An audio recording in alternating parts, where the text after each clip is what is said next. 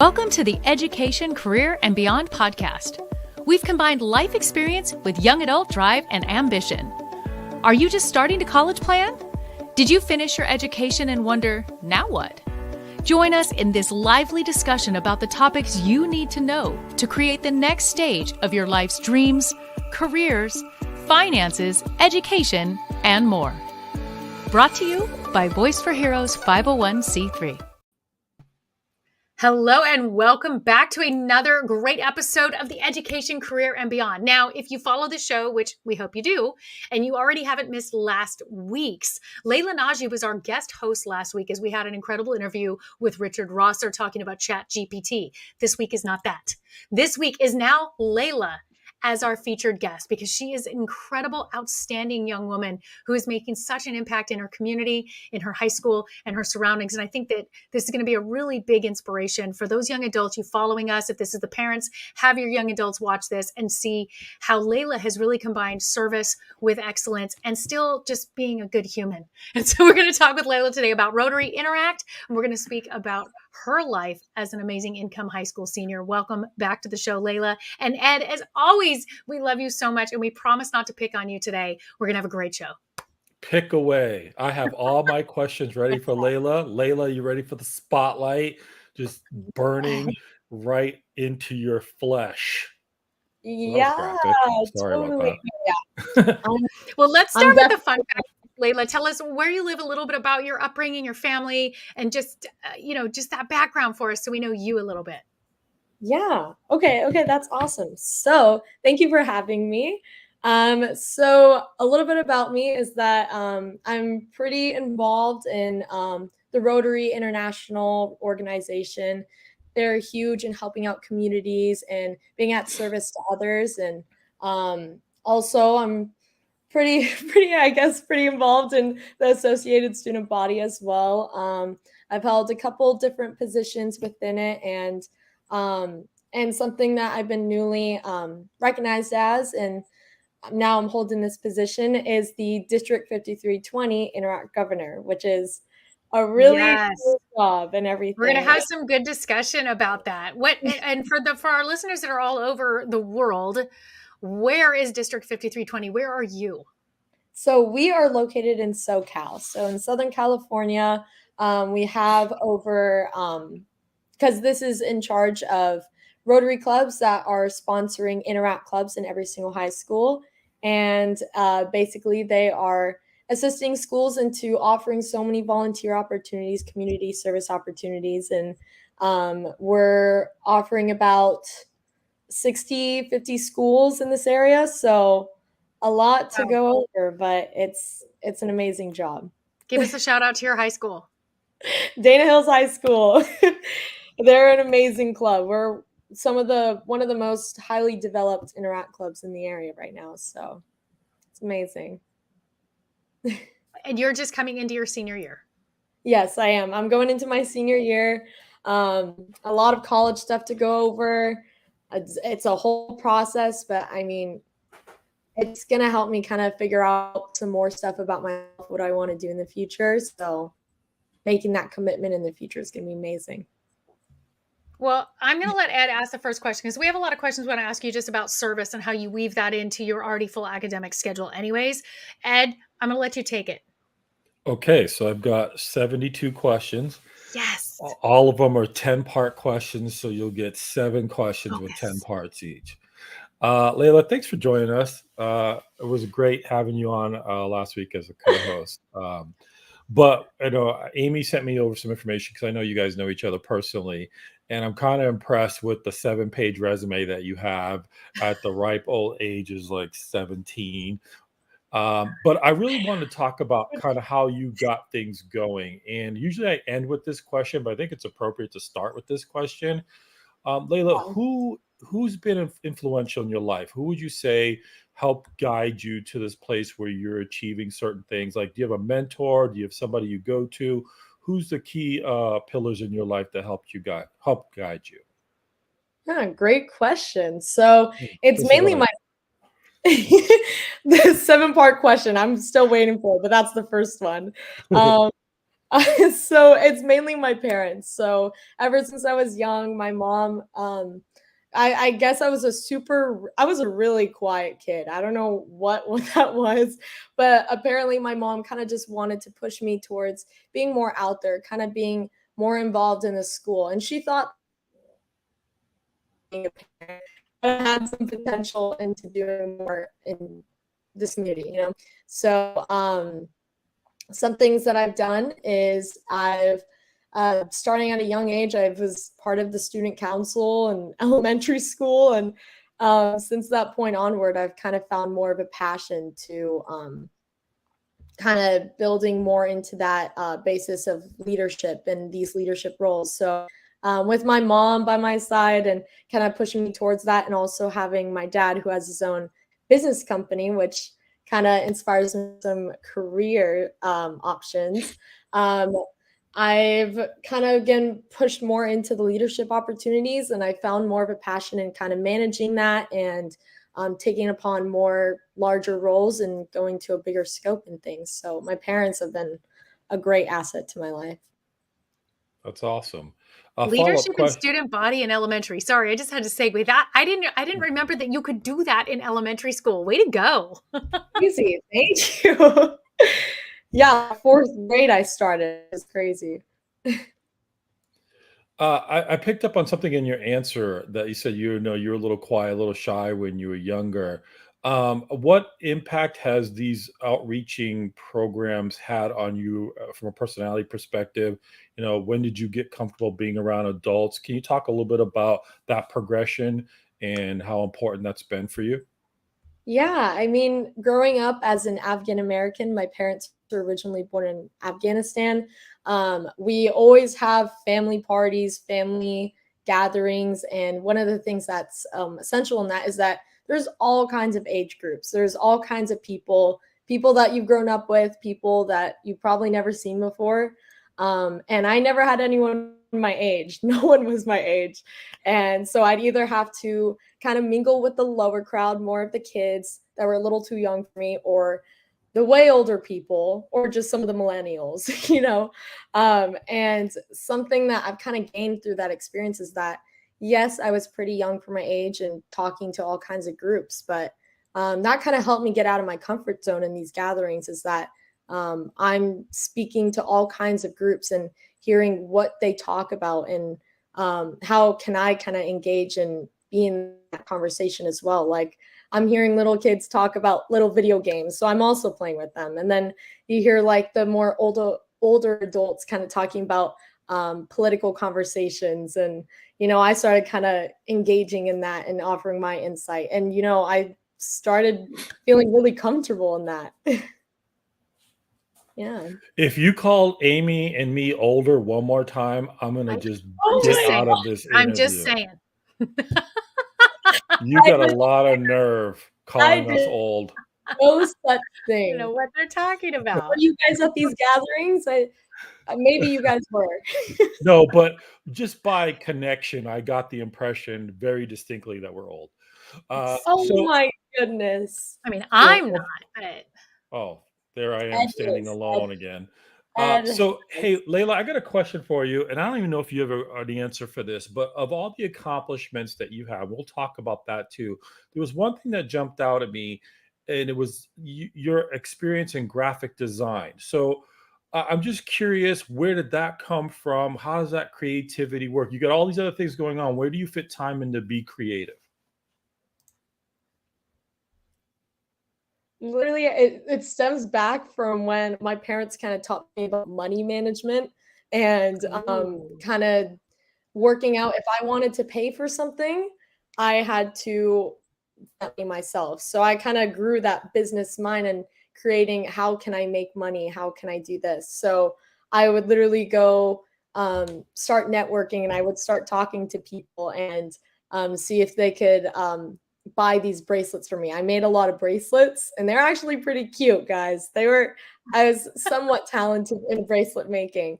And you know, being a younger kid, I feel like a lot of people wanted to kind of help me out. So they would buy my bracelets and that kind of started up of how I'm kind of talking to people and start promoting my little business.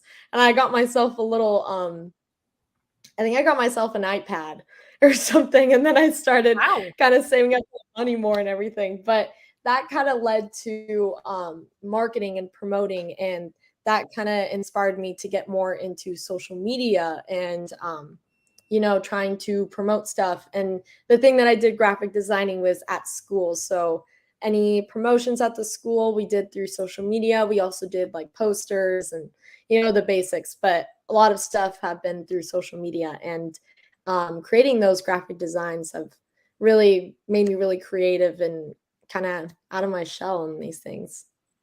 Well, that's pretty Layla, you cool. just have such a powerful background with ASB and leadership within your own student body since fourth grade and now through high school. That doesn't always come naturally to everybody. A lot of kids are very reserved. They're like, no, I don't want to be involved. They didn't want to put themselves maybe through that peer pressure or too much work. I already have homework. How has Yeah. that been for you? And what do you advise, especially for those that are watching this, young adults, maybe on the fence of joining ASB and saying, I really do want to be a young leader? How has that been for you? And what would you advise someone if they were on the fence with that? Yeah, so that's a great question. So I think a lot of people look at the associate student body and the student council, and they think it's a stereotype how maybe we're all outgoing and we all have these talents already. But a lot of people come into the student council. I mean, I went into it fourth grade with literally no experience in anything. It's elementary school, but you go into it with an open heart and you try to find your people within there. You can be a little bit reserved or something, but there's so many people there that can kind of help you and bring you out of your shell a little bit. And honestly, if you want to be more involved in the school, this is a perfect opportunity for kids to do so. Especially if you just want to be involved in maybe offering your creative ideas. I know so many people, even outside of the associate student body, that offer so many cool dance ideas or so many creative graphic designs, and they're willing to help out. So offering those creative ideas, and you don't need to have a specific requirement or talents in order to join it. You can be whoever you want to be, and you can kind of grow from that experience and become a leader. Excellent. Yeah. I'll give you one too. I'll give myself one a little bit. Ed, you have any thoughts on that? Yeah. Yeah, leadership's kind of a crazy thing, and you've got so much diversification in the things that you've done. Mm-hmm. This question also is a little off the beaten path, if you will. I would imagine you said you started at fourth grade, and you said you had no experience. I'm kind of curious, what is your position on being willing to make mistakes as you learn? What is that beneficial? It's scary. You don't like it. You embrace it. Talk to us about your experience with learning something from the ground up, and what would you tell a young person who might be sitting there going, I want to do it, but I want to do it right. I don't want to make any mistakes. What are your thoughts on that? Honestly, there's no perfect way to do things.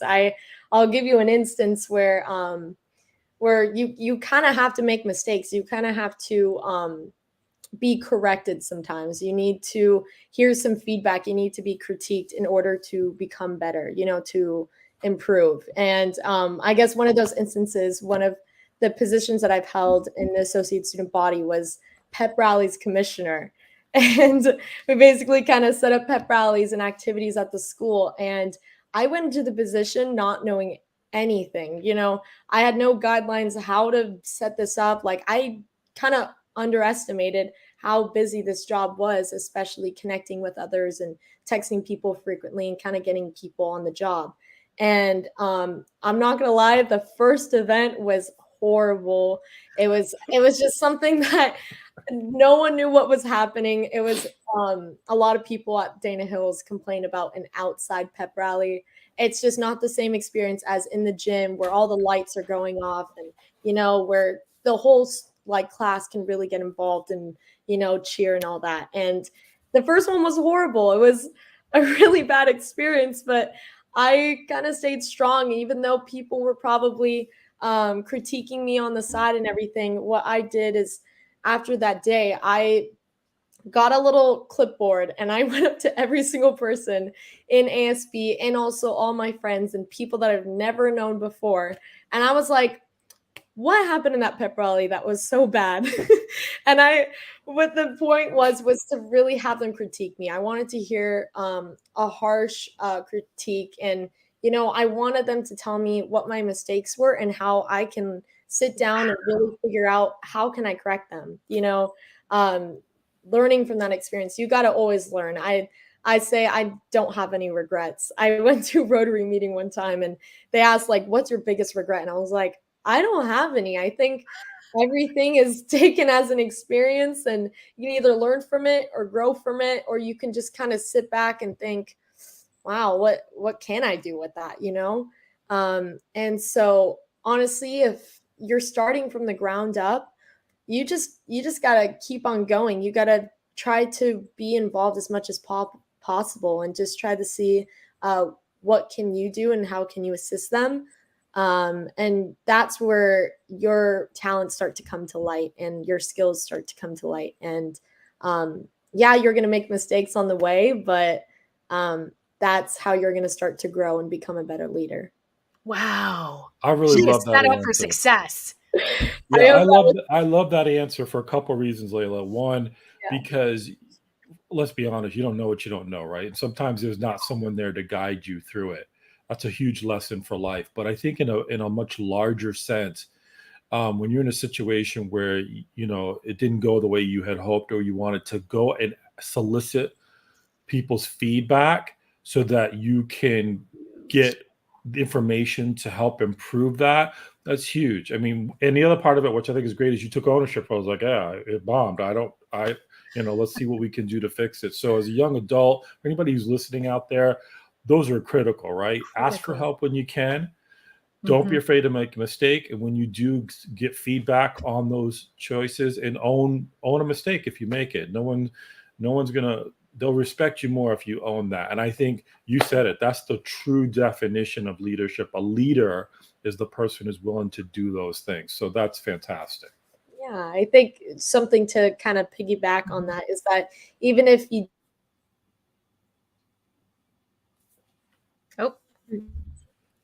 am I here? There you go. Now you're back with us. Yeah. Good. Piggyback? Yeah, so piggybacking on that, even if someone's not even telling you what's happening, or if they're not really critiquing you, I kind of pushed towards it and I was like, I made an honest mistake, and I really want to see how can I learn from this. And you can ask teachers, you can ask, I asked my my ASB teacher and I was like, what did I do wrong? And what do you think that I should do to kind of correct that? And she kind of gave me some insight on that. A lot of seniors at the time were kind of telling me, well, this is how we did it a while ago, and this is something that you can kind of apply to it. So kind of reaching out to your peers as well, like you said, is amazing, trying to see how can you improve yourself as much as possible. And that is a message to every leader of all ages in any organization, association, business, nonprofit, community outreach, anything, family, all of it. That message is tried and true through and through for successful life. Yeah. Excellent. Thank you. Oh my goodness. You want me to keep going, Amy? Because I got questions. No. Go ahead. Your turn. He's got a lineup. No, actually, you know what, Amy? I asked a ton. I want to make sure you get in there and mix it up with Laila too. Well, we can see completely why Laila was chosen as the Interact governor. And for those watching and listening, Rotary International is the largest service organization in the world. With that, you have zones, areas, districts, and then within districts, you have the clubs. So when we talk about her being the governor of a district, we're talking about all of Southern California, Orange County area. There are 44 clubs, I believe. I would say maybe 45 or pushing it to 60 this year. Yes. So, she is literally going into her senior year of high school and the leader of all of these clubs of other amazing young adults who are plugging into Rotary International, infiltrating into their high school and saying, we want to make a difference, not just at a community level, but at a global level. And I know that this is really passionate for Laila. So Laila, why don't you speak about some of the initiatives of what you hope to do this year as governor, what you guys are already doing, and are there new things that you're about to bring into these organizations? Yeah, excellent question. I'm so excited. I was literally just asked this the other day. I went to a social event for Irvine Rotary, and this guy came up to me and he's like, "What are 3 things that you want to do for this year?" And I was like, wow, this is like, it's very like secretive. Like he passed the notebook to me and I was like, okay, I guess I'm gonna have to answer this. And no hesitation, I wrote down what to say. And he's like, wow, that was really fast. I was like, I mean, I've had these goals in mind ever since I kind of got this position months back, but it's to mainly I have a whole list of that I've gathered from the last district governor, interact governor, and there was a lot of schools that were not active or were not engaging, and a lot of people have kind of come up to me saying like, how can I even establish a club or even engage a club? And that's one of the goals this year, and me working with the district governor from Rotary. We're hoping to kind of work alongside each other to kind of reestablish these clubs, make sure that they are active and they are representing Rotary, and making sure that they're pretty frequent in offering volunteer opportunities, because that's what kind of keeps our students engaged, is really helping out in the community and trying to reach out to Rotary members as well. But yeah, so we're kind of working to extend this amount of schools that are established, and we're hoping to kind of connect every single Rotary club in this area to an Interact club or to a high school. Huge. So that's one of the main things. And then another really exciting one is nothing too official yet, but because this area is a little dangerous right now, we're hoping to establish an international project this year. Last year we were not so fortunate in doing it, but this year I've been having experience in international affairs and projects before, and this is something I'm really excited about, is to create a solar farm or solar powered devices in South Sudan. So yeah, so it's a possibility, but because of how dangerous it is, we're still trying to discover how we can do it. But doing our research and seeing the lack of electricity or power in that area, that is something that we want to do. So kind of the name for that is to bring light to those in the dark, pretty much. Love it. Look at that. I like that a lot. Isn't that great? Yeah, so that's just another idea, I guess. And I mean, there's just so many other goals, just small goals that we're trying to take little steps towards. But I mean, international project is a huge thing. I probably, if this international project goes forward, it would still continue throughout my college too. So Yes. this might be a multi-year kind of project, but it's something that I want to stay throughout the entire thing and hopefully even visit at the final product, you know? That'd be awesome. That would be Yeah, awesome. it's so exciting. Rotary is just such an amazing organization because you have the resources, the tools, the support network for you to really bring this to life. And I think that's what is so incredible about Interact being able to plug in with this organization, that you guys aren't just standing alone creating something, you're creating something within such a great organization. What are some of the community level projects that you guys have been working on and what's also coming up?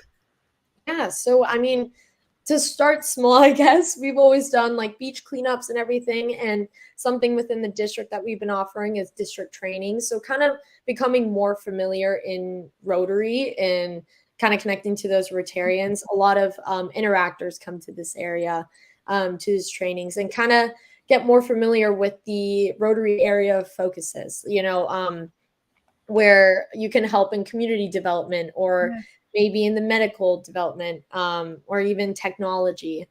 There's so many things that you can do in these trainings, but we always have like a speaker and motivational speaker to really speak about their experiences, either in Rotary or just their journey throughout their lives. So those are people that we would obviously maybe even bring here to the podcast or Please do. things. Yeah. So bringing speakers there and just kind of inspiring interactors to become more involved is something that's so magical. And I mean, when I'm talking to all these Rotarians, they're like, we always start with these interact clubs, but we never find these interactors becoming Rotarians. So with more of these trainings and more of these conferences, I'm hoping to kind of push these interactors into becoming more involved and staying within Rotary. And that's one thing that we want to do, Yes, kind we of do. conferences. And yeah, so we even had Amy at one of the district conferences, and she sang there and did a presentation, and she really shared her vision about marketing and everything and some insight. And I actually, Amy, may I say the story about Yes, that? of course. It wasn't me. I wasn't there. I'm just kidding. Yes, of course. But one of the district conferences, she gave a presentation about marketing and some things that you can do to kind of promote an event or kind of help towards that. And one thing that I did was I saw on like a little bullet point was contact your local news or anything of that sort. So literally the next day I'm walking around, where was I? Like Irvine Spectrum or something. I was just finishing up some homework, and I just started like searching up some places, and I found some numbers, and I started making calls after calls. And I was just like, we're going to need you guys to come here. We're going to need a whole story on us. It was about a film festival that the Dana Point city was kind of holding, and it was a huge success because they were willing to support us and willing to kind of promote us. And the next district conference that we had, I went to Amy and I was like, it worked. It worked. And I just wanted to tell her that you just got to listen to your peers. You got to really take in that insight and try to utilize that, because you guys have so much experience, have so much advice to give us, and us taking it back, we can totally use that and even do it from a young age, I guess, from 17 for me. Yeah. Well, thank you, Laila. This is why Ed and I started this show in our second season here. This is the 21st episode right here, because we're so passionate about inspiring and providing resource and support to all of our young adults out there to say, you can do it. Here's the resources to do it. We don't have all the answers, but we will find people that have answers to amazing categories and amazing subjects. And this library is doing just that. And also getting your opinion and your insight and listening to what you need, and our other co-hosts that are young adults that come in. And what is it you need? Because we don't know, because Ed and I did go to school a long time ago. Yes, we have established that fact. It was a while ago. So we we used don't know chalk in school. what it's like for you now, the resources that you need, the support that you need to succeed, and to meet young adults like you, and also all of the other amazing young adults that have been a part of the show, those that I've met in Interact in the various districts, especially 5320, which I just love. You guys are just outstanding. And we're learning from you. What ended up happening, I think Ed and I are learning and growing more and more because of all of For you. sure. And that's what's so magical about this. Yeah. No, I totally agree. I think just from this organization, I've already learned so much. I've probably learned so much more about being a leader and trying to grow from there than my 8 years in associate student body. Don't tell my teacher, but yeah. But that's probably one of the things that I pride on from this organization. That's amazing. I know this interview is flying by. I know we don't have a ton of time left, but Laila, I would like to have you kind of speak on the refugee situation Mm-hmm. and the Afghans that you're assisting with. I don't know how you squeeze all this into your schedule, not to mention the athletic stuff that you do, but I'm curious, what are you doing in that regard? And for those who don't really know what's happening, could you shed some light on that situation for them? Yeah, of course. So, like I said before, my parents were originally born in Afghanistan, and them experiencing everything there. I mean, so many crazy things that have happened there. They know what has happened, and coming here, they want to support everyone.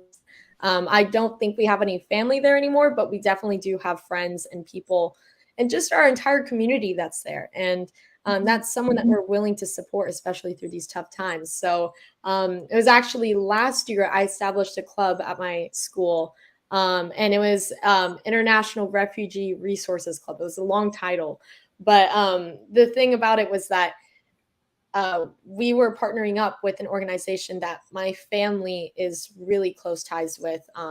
We have a lot of my aunts and uncles are heads of those organizations, and something that they helped with is we saw refugees coming here, and we started providing resources such as like hotels and houses and apartments, and also just the basic necessities. You need a bed, you need food, appliances, and so we were providing those. And something that I wanted our club to kind of help out with was kind of organizing the warehouse. They always we got a huge Sears warehouse that someone was so kindly gave to us at such a nice price. And they basically supported us through this organization and kind of gave us a huge area where we could put all of our resources and put it there and kind of organize it. So when family buy, we would kind of do a walk around this warehouse and be like, okay, so here's your bed. So we kind of put that and packed it up in a truck for them. Then we got some basics like the sheets, and then we kind of we told them, we're like, which one would you, we always had them pick out what would they like. We even had a huge area where the clothes and shoes and all kinds of sizes were donated, and they were all brand new, which was so sweet of everyone for donating. So this club kind of revolved around that idea, but with a lot of the stuff already donated and given out to families, we actually kind of sold out, if we would say. And a lot of them were assisted, but we're still continuing to do that. So I let the club kind of fall through a little bit, but on my own time, I'm still kind of helping them out and volunteering as much as possible. So one of the other things, I guess, that we do for the refugees is we also help out orphans in Afghanistan. So at a very young age, wow, my dad found this organization, some friends of ours, and they were kind of telling us, they're like, there's so many kids that are orphans here. And I mean, what can we do to support them? So honestly, I think we give about $270 per month, honestly, and entire family. We got our family's huge. So saying what I'm saying, our entire family, it's pretty big, and the impact that we're all making together to donate this money every single month to them.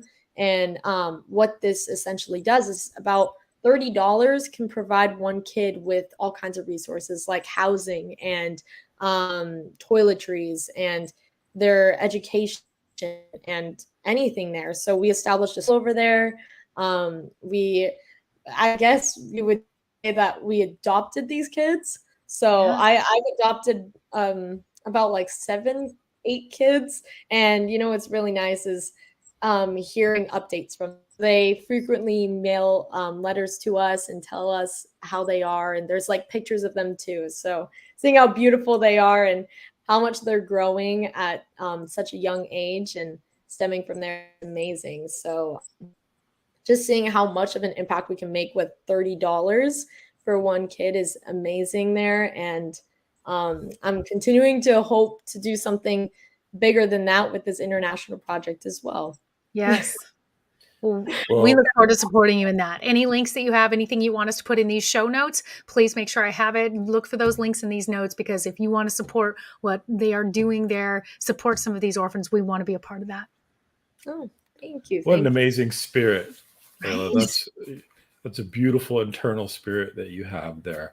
The only last question I have is about college. You mentioned that you've been preparing for college, which is curious to me because most young people haven't started who are going into their senior year. So maybe you could give us an update on where you're at in the process, or maybe even comment on why it's so important to start early in that process.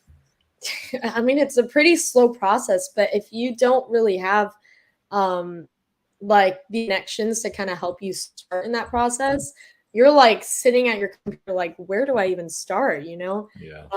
And I'm lucky through this organization, I found so many people that have helped me with my college scholarships, and I'm even meeting with someone through Rotary that is helping me kind of start with my college process and everything. But Excellent.